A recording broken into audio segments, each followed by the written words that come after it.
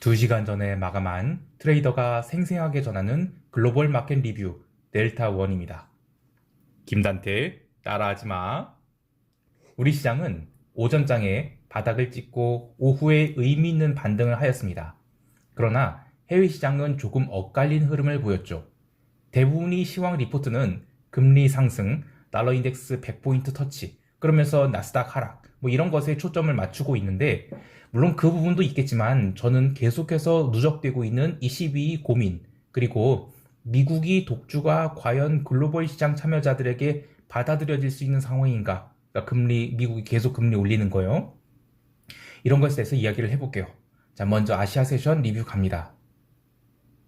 현물 개장할 때 저는 예상치 결과를 잘 보는 편인데요.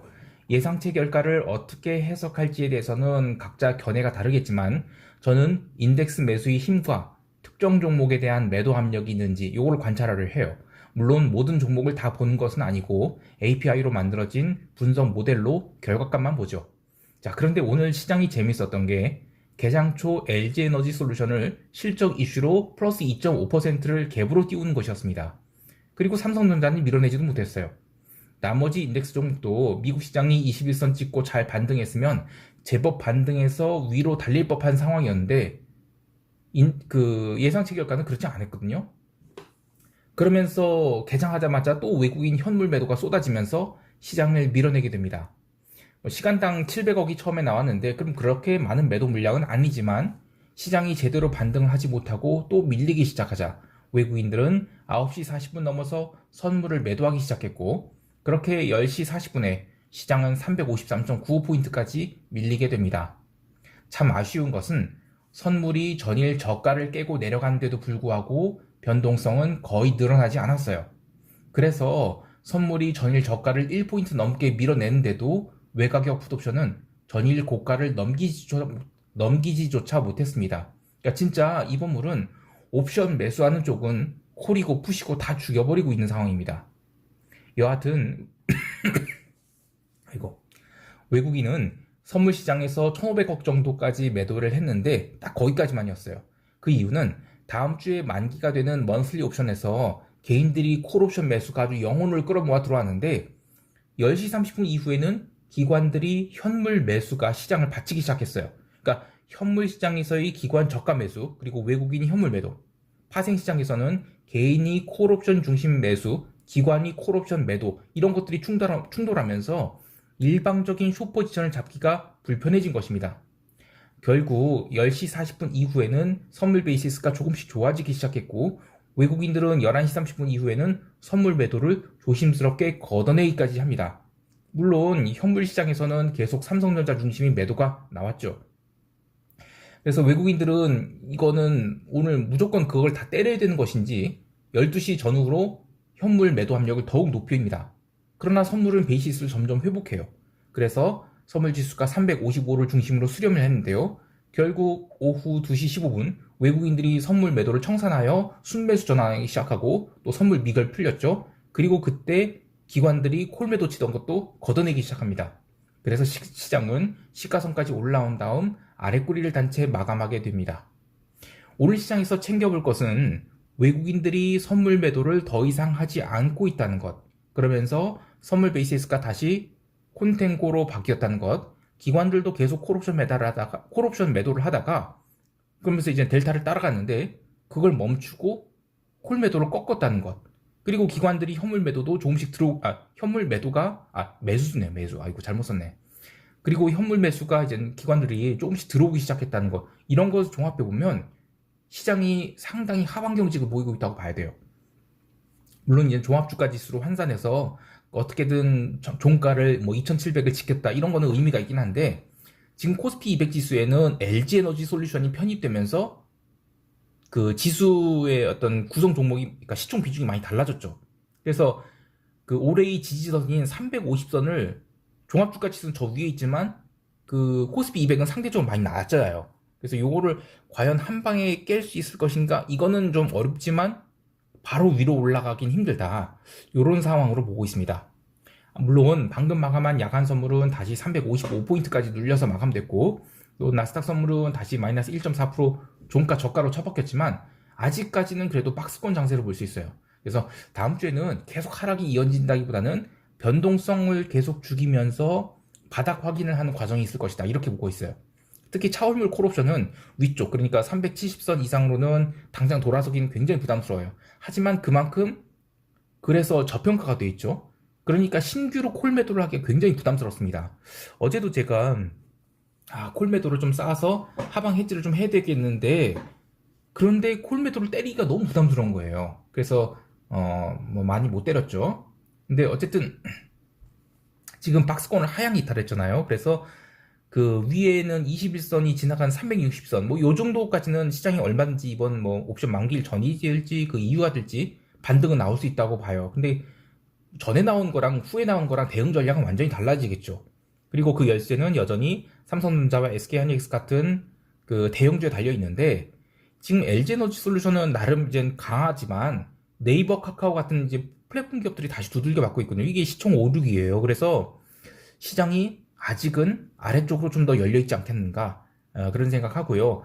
여하튼 옵션 만기에 이 대형주 시세는 파생시장 참여자들이 어디에 쏠려 있는 거에 따라 달려 있거든요. 또 지금 양옵션 프리미엄이 굉장히 낮기 때문에 이런 낮은 프리미엄을 가지고 옵션 매도를 하는 기관들 입장에서는 여차하면 환매를 해야 돼요.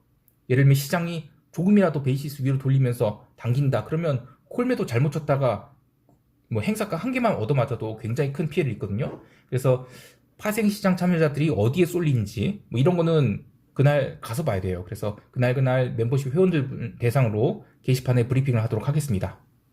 자, 이제 유럽 세션 넘어갈게요.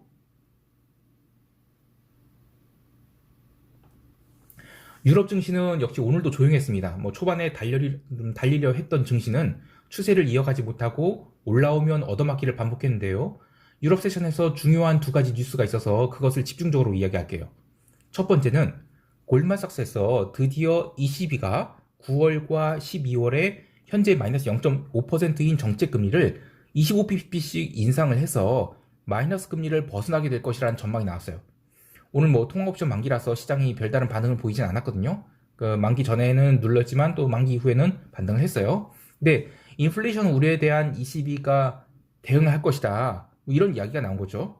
근데 두 번째는 정반대의 뉴스가 나왔어요. 그 블룸버그가 익명의 ECB 소식통을 인용해서 보도한 ECB가 국채 금리 급등에 대비한 위기 수단을 마련하고 있다, 이런 소식이에요.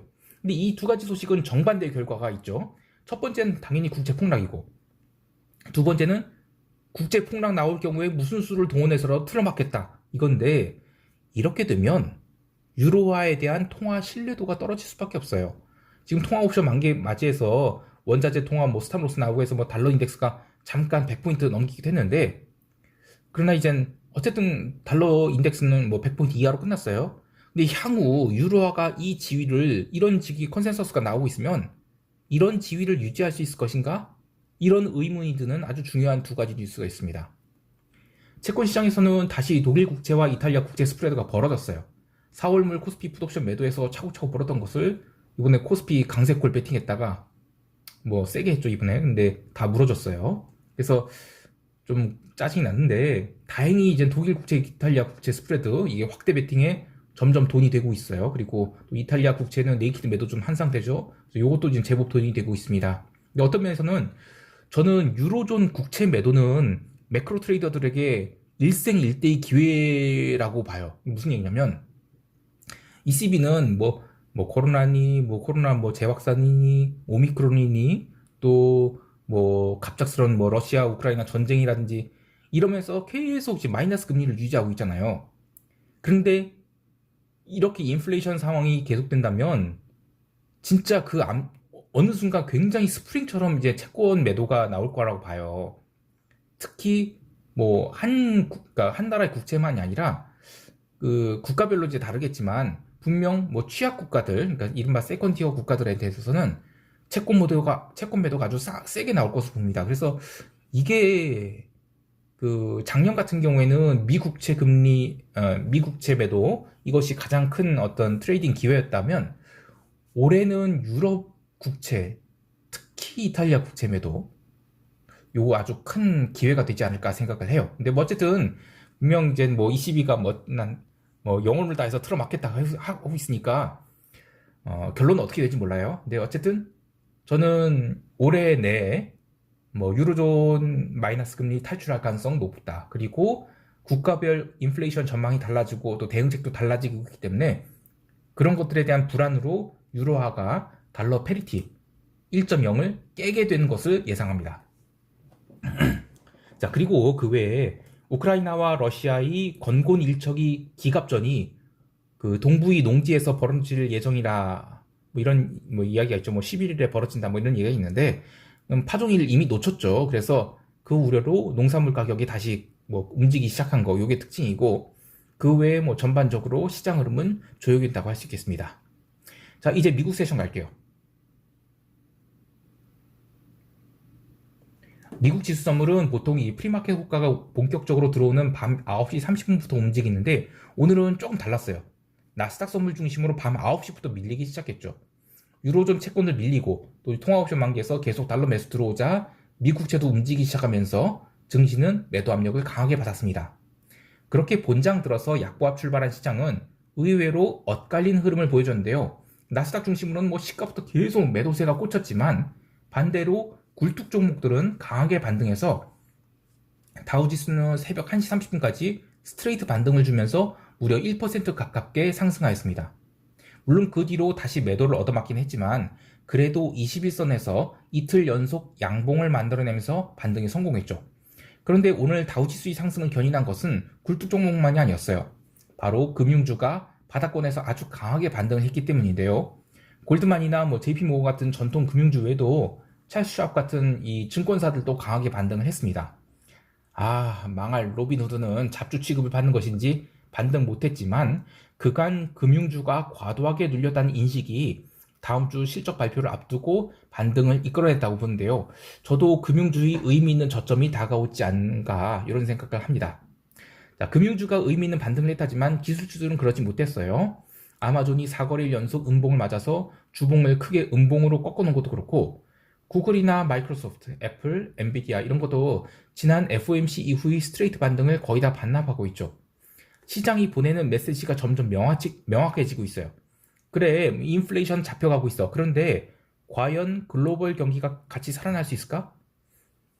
인플레이션 잡는다고 금리 인상 계속하고 뭐 미국은 그렇게 견딘다 쳐. 근데 유로존도 어쩔 수 없이 금리 인상 대열에 동참하게 된다. 그러면 필수 소비재가 아닌 이 버블버블한 테크 주식들, 얘가 미국에서만 돈 버는 게 아니니까 결국에는 얘네들도 소비 위축에 시달리게 되지 않을까? 그러면 원자재 가격 하락으로 인한 증시 반등, 그리고 금리 상승으로 인한 소비 위축 우려로 증시 하락 압력이 교차되는 그런 지점까지는 시장이 바닥을 확인해야 된다는 거, 이런 메시지 아닐까 합니다. 자, 그래서 오늘도 제약바이오 섹터는 또 올랐어요. 정말 강하게 치고 올라가고 있는데 저는 2분기 투자 흐름에 대해서 처음에는 인플레 지속이라고 봤던 것을 뒤집었어요. 저는 인플레이션 잡힐 것이라고 보지만 지역별로는 다른 흐름을 보일 것이다. 그리고 그게 통화시장이 밸런스를 무너뜨리게 될 것이다. 그러면 그 과정에서 분명히 시장에 증시에도 충격이 있을 것이다. 이런 의견을 바꿨죠. 단지 뭐 기술적으로 나스닥에 3운봉 나와서 이제 시장 조정기다. 뭐 이런 것도 있겠지만 시장이 뭐 중간 반등이야 강하게 나올 수 있어요. 근데 전체 흐름은 다시 꺾이는 게 아닌가 이런 생각이 듭니다. 다만 이 변동성 면에서는 증시가 오늘 밀렸는데도 변동성 살아나지 못했어요. 특히 나스닥은 종가 저가로 꽂혔는데도 장중 변동성은 최근 3거래일간이 고점 넘기지도 못했을 뿐 아니라 전일 종가보다도 하락을 했어요. 따라서 시장은 이 날마다 하락을 하는 패턴이 아니라 하루 오르고 또 하루 하락하고 이런 식으로 변동성을 죽이면서 하락할 가능성이 크다고 봅니다. 또 오늘은 이 주말을 맞이해서 롱포지션을 치우고 가고자 하는 그런 의도적인 스탑로스도 있었다고 봐요. 그래서 월요일 하루 정도는 더 밀릴 수 있어도 다음 주에 금융주 실적 발표 나오면서 시장은 단기적인 또 바닥을 또 잡아가지 않을까 합니다. 마지막으로 기름 주식은 오늘도 뭐 엑소모빌 2.1% 오르고 워런 영감이 매수한 이 옥시덴탈 페트롤리엄 무려 7.14% 상승해서 전고점 돌파를 코앞에 두고 있습니다. 이게 기름 가격은 뭐 아직도 $100 이하로 밀려있는 상태인데 계속 유가가 오르지도 못한데도 원자재 가격이 기름 주식 상승한다는 것은 얘네들이 계속 좋은 가격에서 해지를 하고 있다는 얘기입니다. 자, 이제 시장 총평하면서 대응 전략 이야기할게요. 이미 각 세션별 리뷰에서 이야기했듯이 지금 시장 참여자들이 고민이 많습니다. 한국 시장에서는 외국인이 반도체 주식 매도가 대체 어디까지 나올 것인가가 고민이고요. 또 만기주를 코앞에 둔 이번 4월물 옵션 특징이 초반에 변동성이 굉장히 높았어요. 그래서 마켓메이커들이 옵션 발행 평균 단가가 굉장히 유리한 상태죠. 그리고 4월 동안 시장을 누를 때 나름 이 좋은 가격에서 또 콜옵션을 많이 발행했기 때문에 웬만해서는 급반등은, 그러니까 추세적 급반등은 어렵다고 보고 있어요. 물론 이 장중에 과도하게 누르면 장중 급반등은 나올 수 있지만 이게 추세적 반등이 쉽지 않다고 보는 게 이 콜옵션 가격이 너무 좋아요, 발행 단가가. 그래서 다음 주 옵션 발행 상황 보면서 뭐 제가 뭐 실시간으로 회원들께 코멘트를 하겠지만 어쨌든 점진적으로 하락을 해서 기어코 350선을 구경하지 않을까 해요. 그게 뭐 언제가 될지 모르겠어요. 근데 어쨌든 그 사실 356포인트에서 350포인트면 과거 같으면 하루에도 갈 수 있는 상황이죠. 근데 현재는 지금 변동성이 굉장히 낮은 상태예요. 그래서 행사가를 2칸 이상 옮기는 것은 변동성 상승을 동반할 수밖에 없습니다. 그래서 만기까지는 일봉상 큰 등락 없이 점진적인 하락을 하는, 옵션을 아주 끝까지 죽이는 흐름이 나올 것으로 봅니다. 아울러 그동안 개별 종목 장세가 꽤 오랫동안 진행되어 왔는데 코스닥 시장이 본격적인 조정 국면에 들어가게 된다면 그제서야 코스피 시장이 반등을 할 것으로 봐요. 근데 그것은 아무래도 이번 옵션 만기가 끝나야 그 상대적인 코스피 매력도가 살아나면서 반등이 나오지 않을까 합니다. 해외 시장에 대해서는 통화옵션 만기도 끝나고 해서 여유로운 마음으로 유로 콜옵션 매도를 쌓을까 해요. 지난번에 유로 선물 매도를 했다가 좀 지나치게 짧게 손절을 해서 아쉬운 점이 있었는데 점점 유로화 약세에 대한 확신이 들고 있어요. 그래서 이번에는 손절을 좀 무디게 할 수 있도록 콜옵션 매도로 대응하고자 합니다. 또 골드에 대한 매도도 보고 있는데 지난주에 상품 시장이 한참 횡보를 해서 다음 주에는 원자재 시장의 방향성이 나올 것으로 봐요. 근데 골드에 대한 매도 근거는 이렇습니다. 인플레이션이 잡혀간다면 단기 금리 상승은 한계가 있을 것으로 봐요. 그렇다면 점점 단기 채권에 대한 매력이 골드에 대한 골드 매수에 대한 매력을 대체할 수 있을 것으로 보는데요. 물론 시장에서도 뭐 300bp 인상 이런 소리까지 나오고 있죠. 그래서 다음 주 초반에는 등락은 좀 있겠지만 뭐 원유 장기물 커브도 지금 플랫된 마당에 300bp 인상까지 이런 거 가능할까 싶어요. 자, 이번 한 주는 국내 주식 투자자들에게 상당한 스트레스였고 해외 시장 참여자들에게 참여자들도 나스닥이 빠르게 꺾이면서 좀 당황스러우셨을 것 같아요. 그래도 뭐 나스닥 꺾이는 것은 잘 예측할 수 있어서 그나마 다행이라고 생각하는데요. 자, 주말 편히 쉬시고요. 저도 지금 목 상태가 많이 좋아지긴 했지만 더 개선시켜서 다음 주에 돌아오도록 하겠습니다. 이상 델타원이었습니다. 감사합니다.